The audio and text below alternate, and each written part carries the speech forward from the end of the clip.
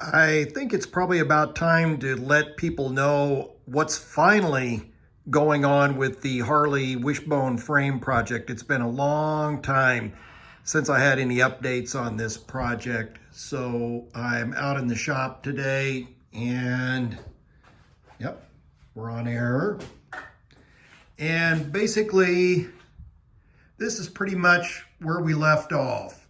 I had gotten the frame welded together. Those of you that haven't seen it before, only to find out that the front motor mount had pulled enough that I could not get the motor to slide in, which obviously that is a problem. So in my frustration, I ended up getting the tubes out of the neck. I destroyed a set of sidecar loops trying to get those things taken off, and then the project stalled. So here's what's going on now.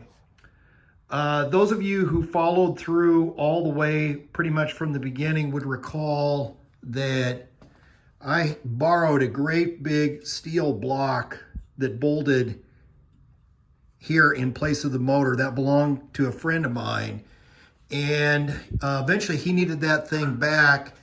And the longer I thought about this project, thinking, well, I got to get this thing fixed, I first of all decided to make my own steel blocks. So a local machinist, motorcycle engine rebuilder, welder, fabricator extraordinaire is helping me make my own steel block to the exact Harley Davidson dimensions that will allow me to get this motor mount moved back forward so I can get the motor in. Now, one of the things that was found out about that previously borrowed block was the guy who made those made them for a 2-inch offset from here to here. And when you look at the Harley frame drawing, you can see, focus, right there, it's 1.99. So basically, with the laws of triangulation, 10 thousandths doesn't seem like a whole lot, but if you take 10 thousandths from here out to here, it's just a tiny bit here, and it's quite a bit there, and before you know it, you can't get your bolts in. So I'm hoping maybe in the next week or so that block will be finished, and I can use that. Now, you're probably all scratching your head saying, well, that's all well and good, but what's with all of the tubing that frame is sitting on? Basically, as a recap, I have dealt with like 4 individuals over the years, some guys going back over 20 years, who were frame builders, frame repairers, frame straighteners. And slowly but surely, the 2 old timers both retired, went out of the business. There is one regional guy that I personally have not used, but a friend has used for his own frame projects. I have not used him. I think he's still doing some frame work. And then 2 younger guys who basically got out of the frame building and modifying business. They've gone on to do other core things to their business. So what I have decided to do, it's not just fixing the motor here, but I have to get this neck located. And in order to do that, I have decided to build my own frame fixture. Now, what you're looking at here, this horizontal tube, you'll see a pattern of holes in there. That piece was salvaged out of a motorcycle trailer that I bought probably 30 years ago. That was the horizontal rail that the motorcycle sat on. And the reason I bought that thing was designed to disassemble and you could put the thing in the trunk of your car. So if you needed to go rescue your motorcycle, you could drive out there and bolt that thing together. Basically, how that thing worked, they made these plates. Those of you who follow my Nomad project probably recognize these plates because I did cut chunks out of these and welded it in some posts when I was making my body dolly. But anyway, the way that worked in the frame, that thing went through there, and then you'd have a tube. There would have been a plate in there that would have slipped in there, and then you could have put the nuts on there, and that's what would have gotten that thing put together. So what I'm going to do, well, hold on. Yeah, this piece here, this piece was originally welded on here. You can see where I cut that off. He had some little tube braces that had to get extracted. I've hung on to this scrap for 20 years waiting for a use for it. Finally came up with one. So, and then this vertical piece here is a piece that's 3 inches by 3 inches, 250 wall. In other words, very thick. Now, what I'm going to do, this block will fit here. There will be a plate on either side of that with holes, because I'm having through holes drilled in my big block, and then plates that will bolt on through those holes, and that will hold this block up into space enough that I can get my frame rails up off this tube. Now I pretty much winged it when I was putting the wishbone frame together, just working on my workbench top. And I think that probably was a little bit too aggressive. So another piece that I've had for a long time, this was the gizmo I built to locate the axle plates. You know, these blocks slide in there, bolt in there. So, and then that thing bolts to the transmission plate, or the transmission plate location, I should say.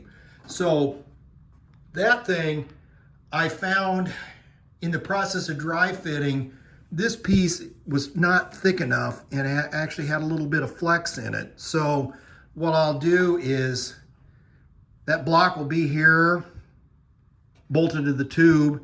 This thing will be bolted to the rear motor mount and whatever piece I have that gets started here, because I have another frame that I'm going to build. And then somehow I'm going to offer some support out here so that, again, the axle plates left and right, fore and aft, up and down. So there's a lot that has to be thought about in order to make sure that you can get a transmission in it, get a rear wheel assembly in it, drum sprocket, etc., chain, you know, tracking, going down the road straight. So anyway, that will do that. And then I elected not to buy any of the kits that are available. There's a couple guys that sell kits to make a frame table, and I really don't like the essential design. And buying a kit, how much fun would that be when you can just go to your scrap pile and find pieces that you've been hanging on to for 30 years that you can use. So this piece here actually came from a 1927 Buick frame that I bought for another project that I haven't posted anything on YouTube. But basically, this thing will be, I'll drill and tap some holes in the tube, and then that thing will bolt on there like that. Pins, you know, pin going through there like that. And then I guess I had a, you know, this is a little bit better angle. There'll be a block, you know, that pivots in here, and it'll have a hole for the long threaded rod that holds the cones. that you use. You put them in the neck, and then that will locate the neck. So anyway, and then I'm going to put, there's going to be outriggers on either side. This thing will probably be centered on the table. These things will be out to the edge, and then that way I can clamp the tube to the table. I'll probably do the same thing back here. So there'll be outriggers back, front, and back. Those things will probably bolt on like the old motorcycle trailer, so I can take the thing apart. And then that'll be clamped, and that will keep this thing from rocking back and forth when I'm tugging and prying on the frame. That's a problem. The challenge is getting this thing perpendicular to the horizon, but also vertical, plumb, in relationship to the surface of the earth.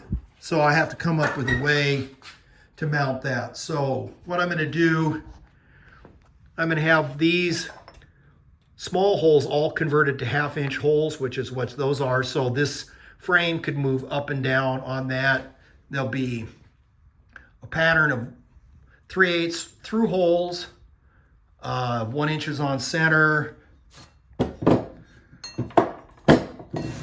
On the back of this thing, gonna drill and tap holes at 4 inches on center. Then the 4 inches is on module for the 1 inch spacing. So I can move that thing up and down. And then the bolt will pass through the tube and screw into that thing.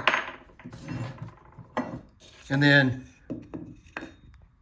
that thing will swivel up and down, and I can locate the neck of the frame. So a little crazy to build this thing, but what I decided to do, I have to fix this frame. I started this mess, or created this mess, and I have to fix it. So, because nobody else is gonna help me.